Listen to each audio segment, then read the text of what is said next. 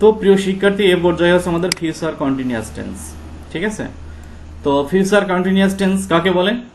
ভবিষ্যতে কোনো কাজ চলতে থাকবে বোঝালে, এই যে চলতে থাকবে, ভবিষ্যতে কোনো কাজ চলতে থাকবে বোঝালে তাকে ফিউচার কন্টিনিউয়াস টেন্স বলে। সহজ কথা, ভবিষ্যতে কোনো কাজ চলতে থাকবে, চলমান থাকবে। ঠিক আছে, তো এর গঠন হবে subject shall be, will be, ভার্বের আইএনজি, অবজেক্ট, এখানে প্লাস না, এটা এক্সটেনশন, অবজেক্ট বা হচ্ছে স্ল্যাশ, যেটা বলতে চাচ্ছিলাম।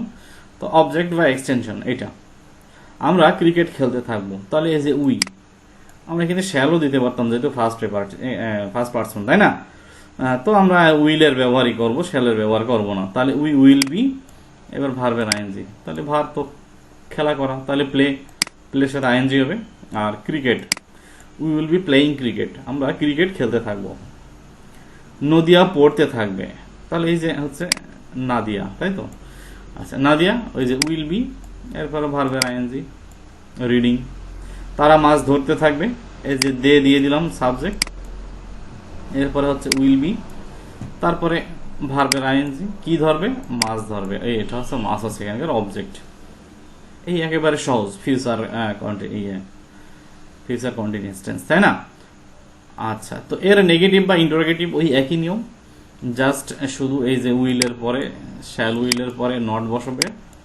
এই যে এখানে নট বসে গিয়েছে। We will not be playing cricket, Nadia will not be reading, they will not be catching fish. আর সেই উইলগুলো সাবজেক্টের আগে নিয়ে আসলেই হয়ে যাচ্ছে। এই যে উইল, উইল, উইল, নাদিয়ার আগে উইল, উইয়ের আগে, আর দে এর আগে। ঠিক আছে, তো উইলগুলো অর্থাৎ সাহায্যকারী ক্রিয়াগুলো সাবজেক্টের আগে নিয়ে আসলে প্রশ্নবোধক হয়ে যাচ্ছে।